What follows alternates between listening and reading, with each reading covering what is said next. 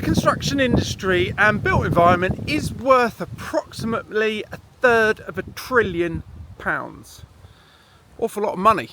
Makes up 9% of GDP and employs 3.1 million people in the country. So why has no tier 1 or tier 2 or any company put their hand in their pocket to gather the evidence, the research, the data that the CLC claim is required before they do anything? Nothing. So having worked alongside and still working alongside the University of Warwick, very strong research team there, they're desperate for money. They've had to apply to the government for a grant to carry out this much needed research. We always read about the big tier 1s winning these huge contracts worth huge sums of money, significant levels here. We're not talking a few million. Why can't they each put aside a very small amount in the grand scheme of things to get this research done, to get everything moving forward? Because they claim they need the data.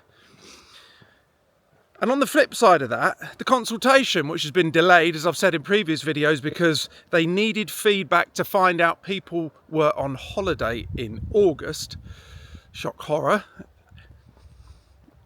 With the data and research they require, if they actually paid for it, we could have had this done by now.